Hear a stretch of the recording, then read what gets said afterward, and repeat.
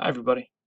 Today I'm going to talk to you about ideal conditions, something that we assume many times in this class because it makes our math a little bit easier.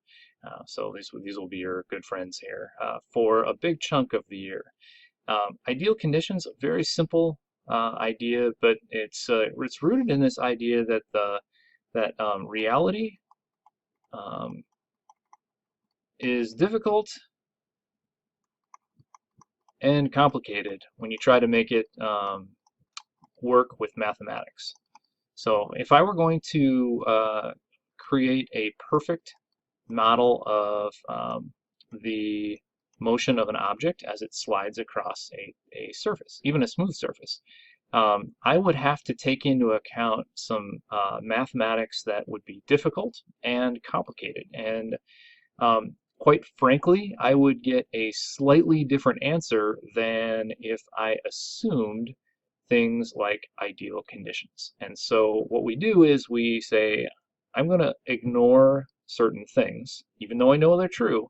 I'm going to ignore certain things about reality to make the math easier, and I'm going to get an answer that's fairly accurate to within a degree that we are okay with in the laboratory in our classroom.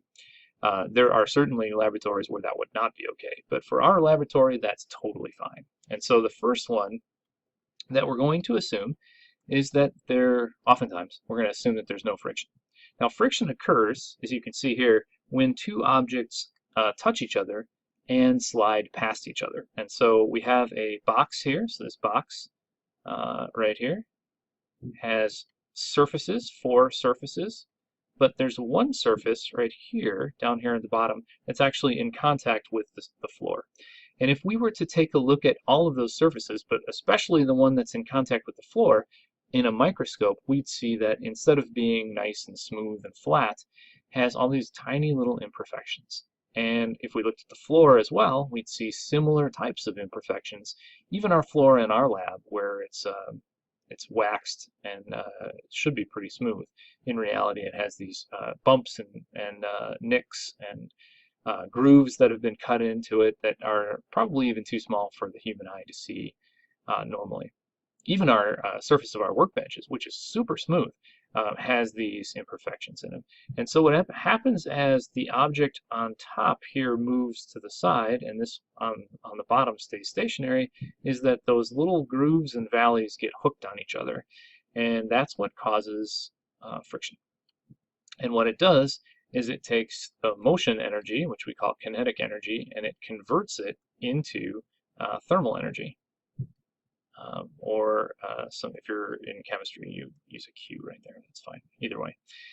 You guys know this because you take your hands when you're cold and you rub them together, right? You're taking the motion energy of your hands and converting it into thermal energy or heating them up. So that totally works. So what ends up happening here is that the motion of the box, which is energy, becomes heat in the surface of the box and the surface of the floor. So how much really depends on the smoothness of those two surfaces and how strongly they're being pushed together. So we can learn the math for that, but it makes our mathematics for motion very complicated.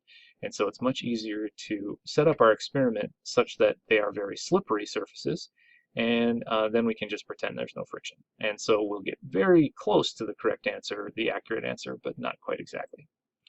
Same thing happens with air resistance.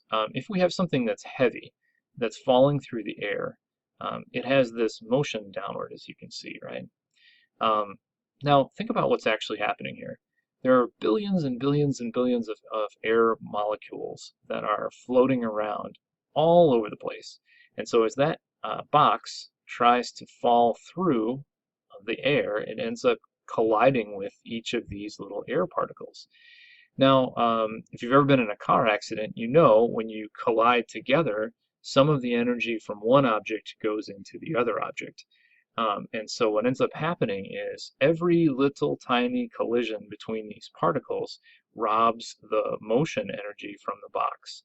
So initially this starts off with kinetic energy, which is the energy of motion, and then some of that kinetic energy gets pushed into these air particles as they get collided with and then they fly off with more speed. So they fly off in all sorts of different directions as a result. And then some of them, of course, have to go in behind so that there's no vacuum back there. And so what ends up happening is the air ends up moving more as a result.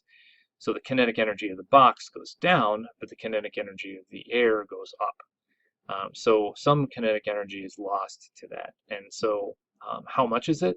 Well, if we have a box that's really heavy, and we make sure the surfaces are smooth and we make sure it's pretty small, we can, again, ignore air resistance, and that makes our math a lot easier.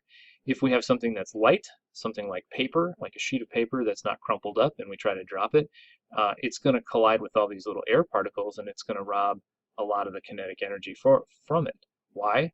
Because it has a very large surface area. So if you look at the surface area of a sheet of paper, it has to go through a bunch of air particles to try to get down. Now, it doesn't weigh very much, so the Earth is only pulling it down with a small amount. And so these tiny little pushes back upwards when it collides with those air particles end up being enough to really slow it down quite a bit. And so as a result, air tries to make paper, a sheet of paper, kind of waft downward instead of falling straight down like some heavier objects. And so it's given adults the idea that light objects fall slower than heavier objects, but that is absolutely not the case.